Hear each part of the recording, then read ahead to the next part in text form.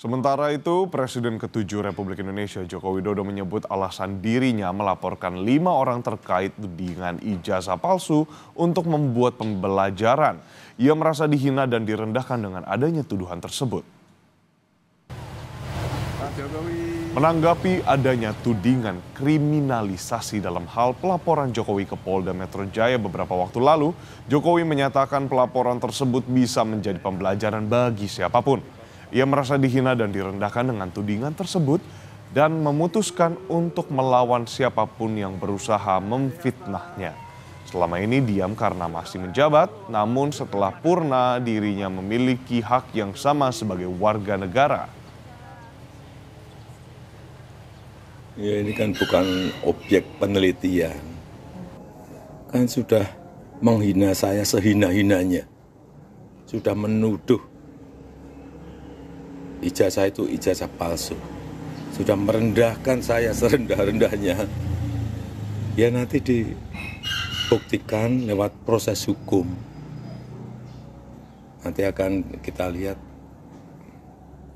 di proses di pengadilan seperti apa. Nanti akan menjadi pembelajaran kita semuanya.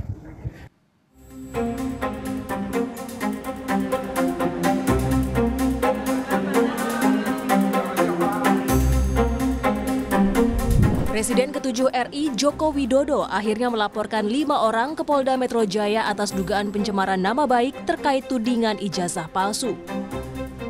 Isu ijazah palsu ini kembali mencuat meskipun pihak Universitas Gadjah Mada sudah menyatakan ijazah Jokowi asli dan tak sedikit pihak yang meragukan.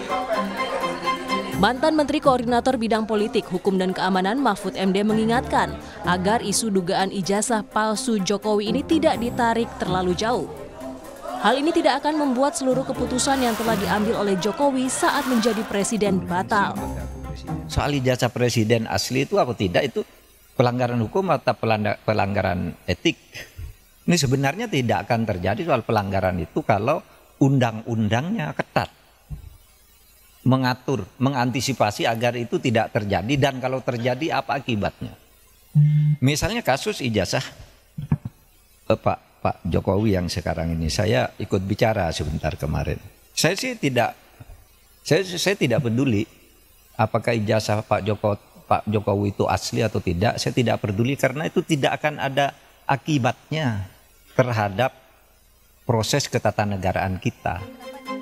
Pada tayangan Dua Arah Kompas TV, terlapor kasus ijazah Jokowi Roy Suryo menyangkal adanya unsur politik dalam pelaporan itu. Ia siap menjalani proses hukum dan akan mengungkap kejanggalan kasus skripsi dan tudingan ijazah palsu Jokowi. Roy juga menyarankan agar ijazah Presiden Joko Widodo diuji keasliannya di laboratorium forensik independen di luar negeri. Apa sih sebenarnya, apakah Mas Roy siap? Karena kan kalau salah satu terlapornya misalnya Mas Roy di situ belum mau dibuka juga kan sama Mas Yakub, nanti akan diumumkan polisi.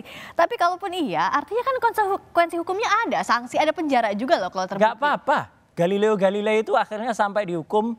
Kemudian Kopernikus itu dihukum karena mempertahankan bahwa bumi itu bulat, yang waktu itu dipercaya bumi itu lurus. Jadi clear aja kalau saya katakan memang software bisa salah, peneliti bisa salah, tapi kami tidak boleh bohong. Tapi ini bukan motif politis. Oh sama sekali enggak, aku udah enggak di politik lagi Pak.